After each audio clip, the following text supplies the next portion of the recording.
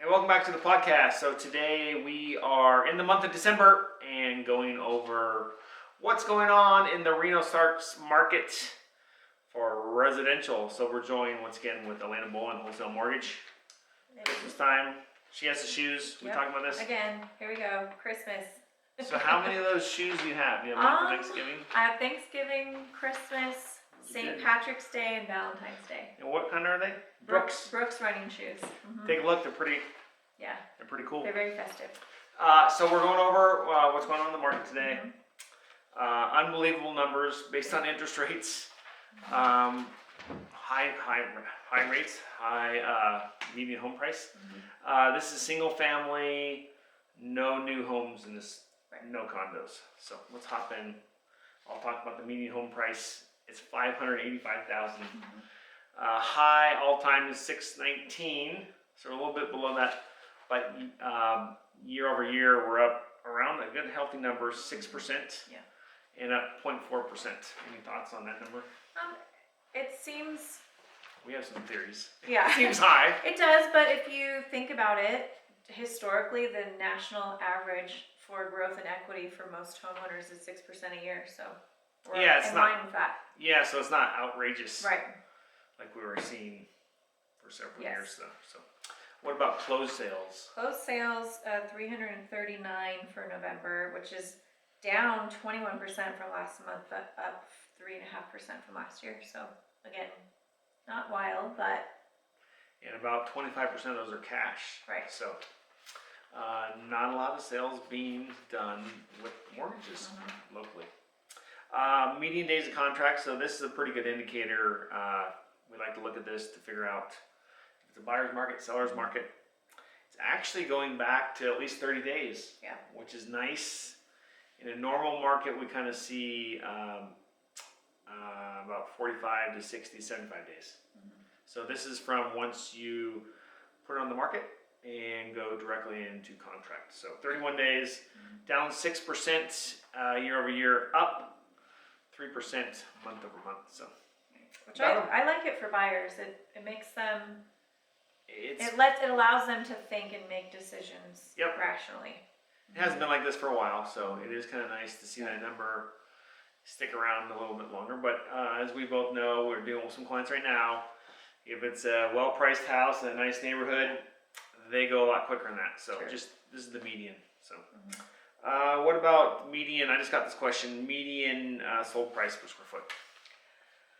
Price per square foot, $327, which is just, not always spot on to the dollar, but if you're looking around and you don't have your agent with you, it's a nice quick calculation that you can run on your own. Yep.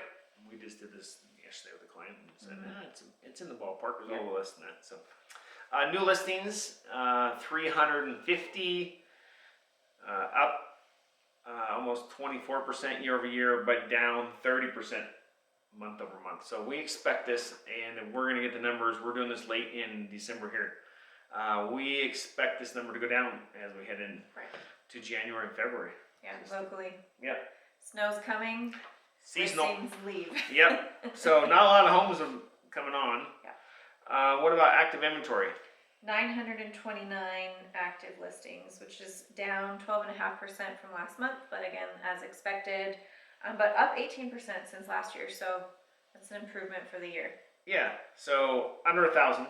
So houses are definitely selling. Yes. But less houses are coming on.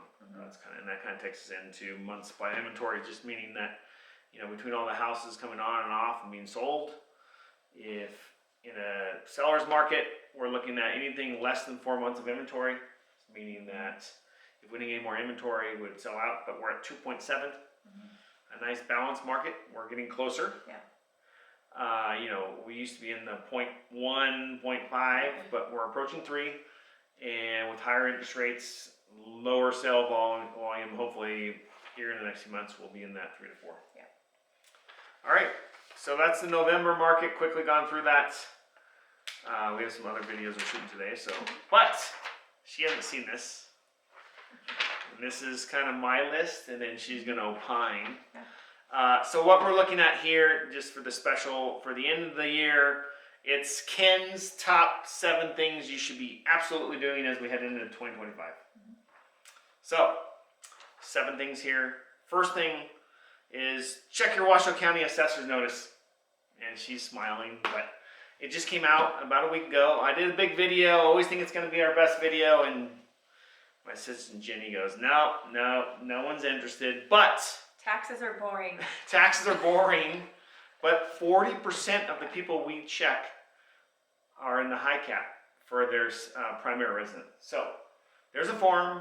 We've done a wonderful video, talked to the assessor for over an hour, went line item by line item. You can just simply put your form down, have a cup of coffee, turn the video on. We'll show you how to calculate it, and then at the end we show to make sure that you are in the low cap. Right. Because we just ran into someone on my soccer team, unfortunately, that we help with, one of our coaches, and he's been in the high cap, not knowing it, for 18 years. So he's paid about 100% more in property tax than his neighbors. And that impacts your ability to sell in the future. And directly affects your house payment, so it's very important to watch. Yeah, so low cap, Washoe County and the state, as it stands right now, can only increase your taxes by 3%. If you're in the high cap, which is usually the case for rentals, but sometimes you miss the form, you can be paying up to 8% in your property increase every year. I just got mine in the mail yesterday. Yes, so take a look at it. Down at the bottom it says if you're in the high cap, low cap, call us, direct message us, send us a message. Don't be the 40%, Right. because you're unnecessarily paying, and you cannot get it back. Right. So there's no scratching it back. It is what it is. You can fix it and going forward. But so check that. Number 2, big topic. We see it all the time now. Go check and have a checkup with your insurance agent. Yeah. Why should they be doing that? Because if your home's value has increased and you're underinsured and some kind of disaster happens, it's going to be a financial problem for you and your family. And it's a good time at the end of the year, beginning of the year, to shop around. Again, we have vendors that would love to help you. Right. 2 or 3 options. I recommend a mortgage broker, not a mortgage broker, insurance broker. She's a mortgage broker. Insurance broker that has different options. They can put your information in and see what options are out there. A lot of people, particularly around the Davis fire, Incline Village, we're getting a lot of people, insurance is being canceled. Yes. Just had a client call. She has over a dozen rentals. They said, thanks for letting us insure you for the last 25 years, but we're not interested anymore. We're getting rid of all rental properties. Right. So check on that. The big thing too is, anybody else feel that earthquake? Yes. So, little tip, we did a video on this as well. Most of the stuff, we'll put it up above. Check to see if you should be thinking about earthquake insurance.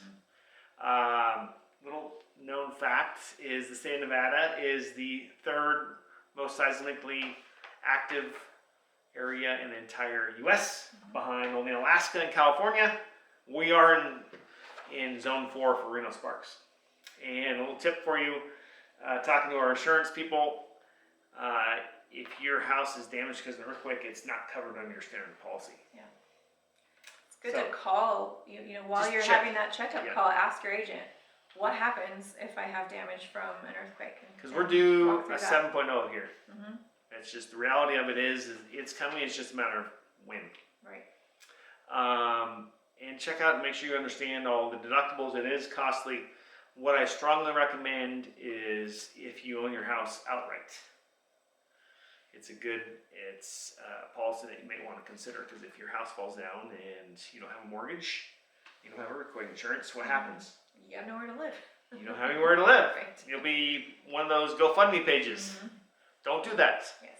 So it's pretty affordable if you own your own house outright. It's something that you should consider, but it's not for everyone. Number 3, assess your real estate situation. So a few tips on that. Are you thinking about moving out of the state? Are you thinking about upsizing? And the biggest thing that we're going to do a huge deep dive here later today, it's going to be early out in January 2025, is downsizing. The most important thing when you're thinking about your real estate situation, what you're going to do is plan ahead. Right. Why should they do that? A lot of reasons, but primarily just to be able to mentally and physically prepare for all of it, and of course financially. But you know, there's a lot of things to do. You need to talk to your tax attorney. You need to talk to your family. There's a lot of things to clean out typically. A lot to do. So our average, we did several of these last year where our specialty is helping people downsize, particularly after Mount Rose Highway. It takes about 4 to 6 months from start to finish. So if you get someone in there early now, when people are available, start working on this now, start thinking ahead and thinking through all the different. We'll put our 2024 video up there, but we are coming out with a fresh new video with it updated for 2025. So, all right, so the things you should absolutely be doing as we move into 2025, and we're on number 4, making improvements to your property. Why do I say this? Is right now a lot of our vendors are slow. They're not working outside, they have some extra time. So it's a great time to think about things that you want to get done at your house and get it done while the labor and the vendors have time for you. Yes, that's huge. And looking ahead of your deferred maintenance, especially if you're thinking about relocating, downsizing, upsizing. Yeah, get it done now, and then it's done, and maybe get that roof checked before the real snow starts flying. Right. Have a lot of roof leaks we're seeing just because people defer maintenance on that. So take a look at that, but you can get it done now. Keep in mind that if you need a number, you can either direct message either one of us. We have the best people. We have usually 3 or 4. So shop around now and get it done now. So number 5, this is kind of happens to be one of my favorite, is consider making a job change. Now, why do I say that? I got into real estate after being an engineer for 20 years. I do a whole video. I have a blog. I'll put the video up there. It's called You Have to Jump. I hated my job for 20 years. I got into real estate 5 years ago as of January. It's the best thing that ever happened. So I encourage you to read my blog. I talk to students about it. Find your passion. It's a good time to do that. Any comments on that? Yeah, I just would say too, when you're looking at job changes, it's about what fits your family's season of life. Because sometimes if you're working, 18 hours a day and you're young, that's okay. But when you have a family, you usually want to see them. Yeah. So you might want to think about those types of changes. And that's one of the top reasons I had switched. Right. I go to all my son's games, both of them. I coach all their teams, and I would never be able to do that with a standard consulting civil engineering job. If anyone plays Little League, Ken knows them. And sign up for Little League right now. Do that. So, if you have more questions about that, I have a video, I have a blog. Take a look at that. Let me know what you think. The other thing is asset planning. Family trusts are very important. Why is that? If you pass or anything happens to you and you want your money specifically to get into your family's hands without court proceedings and probate, it's a big deal to pay attention to how that would look after something might happen to you. So planning and getting that trust in place is huge. So we looked it up. October is Family Trust Month. So we have a whole video series. We talk to the best people around about what it is, how much it costs, why people don't do it. Don't wait till October. I have some very young families that are having kids here, and I'm encouraging them, get this done before, particularly if you have kids, because you want to be dictating. You don't want the government telling you how to, your assets should be split up or pay that fee. So. Or if your family dynamic is changing too. I have a lot of clients that have a 15-year-old trust, so it's still something to review. And even if you've got to pay that fee to move things around in your family's trust, that's definitely worth looking at. So get that done. We encourage everyone to do that. Unfortunately, one of our specialties is helping people when someone passes away. Right. It's very seamless if you're in a trust.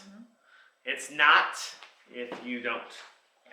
There's a whole bunch of different things you have to go through that it's unnecessary and it's costly. Yeah. I mean, your average trust, even with inflation now, is $2,000 to $3,000, and you could potentially write that off your taxes. So talk to your accountant. Get that done here. Yes, agreed.